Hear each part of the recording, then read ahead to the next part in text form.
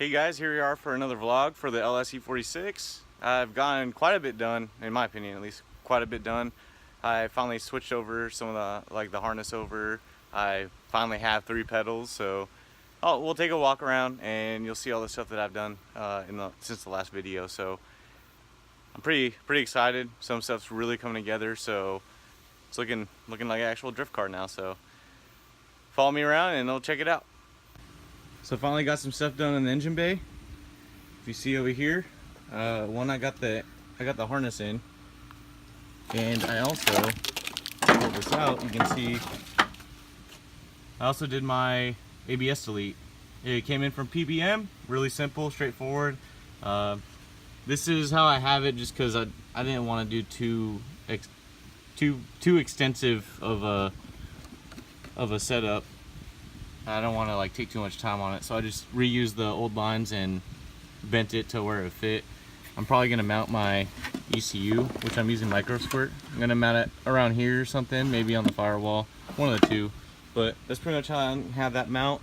And then the wiring harness is actually going to come over this way, but that'll be later. But also, if you come up down here, I could not find a spot to put my vacuum block. So what I did was, beauty of having a welder, I just added a bracket and welded it to my dash bar. And I mean, it's not fully, it's bolted in, it's just not tight yet. But basically, this line will go to my main vacuum hose or port on my LS1 intake, and then this side comes out and it goes to it'll go to my brake booster right here. So that's how I have that set up. I'll have to get longer lines. One's for my fuel pressure regulator and the other one's for my map sensor. So that's what I have set up there. And then I also swapped my brake master out so I can get rid of that pump that was on it. So I got that on eBay for like 30 bucks, OEM replacement. Was used, which isn't a big deal. Also, if you look over here, here's my clutch master line. So that's what I was saying, I need to get a line to go from here to my T56 slave. So that's everything I got in the engine bay so far. Definitely some progress since last time, because every other video you've seen I haven't even touched the engine bay. So now we're working our way into here. Also, if you look over here, these are my wiper motors wires. So the brown will be ground, and then these other 2 bigger wires is low speed and high speed for the wipers. So I will actually have wipers in this drift car instead of no wipers like I did in the 240. So that's gonna be pretty nice, especially when it starts raining at an event. And I'm also going to be driving this around town, so it's gonna be fun. Now if we take a look inside the car, I got my dash fitted. I also got my switch panels pretty much mocked up, and also my gauge panel mocked up.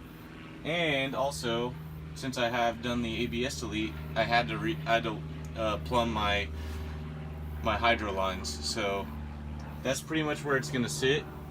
And I picked up a sweet Bridge Moto seat from a guy locally, and I love it. It is beautiful.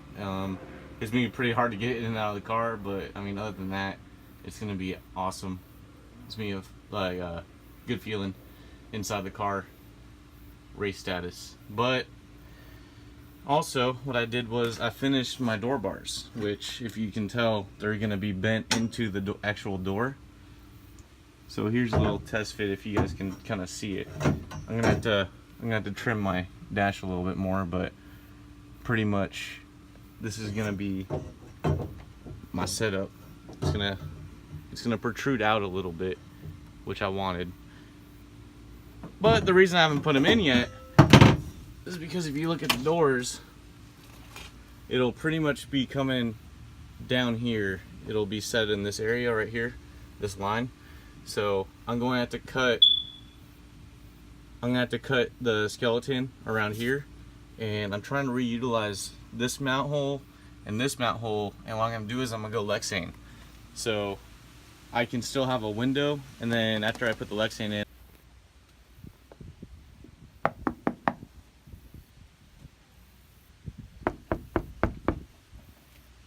and I'll put in a sliding door so I can have some airflow and also be able to stick my hand out the window at events so I can give a good thumbs up and stuff. So what's a man without a good thumbs up? Now here's a look at it from the driver's perspective, the driver's side perspective at least, and this is what it looks like, and I'm loving it. Like, I'm really feeling like this thing's coming together, looking like a drift car. Got my switch panels. All I gotta do is add a momentary switch, and pretty much wiring's done from there. And speaking of wiring, I have something cool to show you. My fuse panel is going to be located underneath my old airbag cover. So this is where my wiring is going to be at. I got my relays down in here. These blue wires is to 30, the black wires is to 86 or 85, vice versa. And then my source power to switch over the relay will be from the switch panel. So that's pretty much how that'll work. But yeah, I'm really excited. It's coming together, and the setup's going to be as clean as I wanted the 240, but it kind of didn't end up happening that way. So hopefully I'll get another test fit of the LS in soon. So another thing I finally got done was my second LS test fit. So here's what it looks like. Let me flip this thing around. All right, here's what she looks like. I didn't get the header in on this side. I'm kind of curious as to how it's going to fit, but I had to cut the shield as I was talking about earlier, and now it fits in just fine. We'll see how it fits with the headers though. I might have to chop off a little more right here, but shouldn't be an issue. Here's how the mount kind of sits. I mean, it's not fully set in solid right now, but I mean, that's pretty much where it's going to be at. And then here's the passenger side. I also found out when I put it in, I had to have the header pretty much bolted on beforehand before I drop it in. I mean, it's a really tight fit there on the bushing, but I'm probably gonna be running a solid bushing rather than the big bulky one right there. So this should give me more clearance. But that's what it looks like. Plenty of room in the back, more room than I did have on the S13. But also, if you look at the center of the LS, it falls behind the center of the strut tower a little bit, which gives a little bit better balance, in my opinion, which, I mean, in theory it should be right. But yeah, I mean, if you check it out, it's all coming together nicely.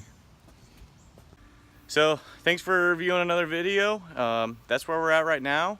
It's been quite a bit of work, but it's coming along. Nothing really hard. It's just time. We ran into rain a few days this week, and the car's sitting outside. So that's one of those things I was talking about with being able to work on it or not being able to work on it. But it's coming together slowly, and just stay tuned, and you'll, if you watch it from beginning to end, when I'm done, you will fully see a 100% E46 four-door automatic drift car turn into an LS drift car. So it's gonna be fun. Stay tuned.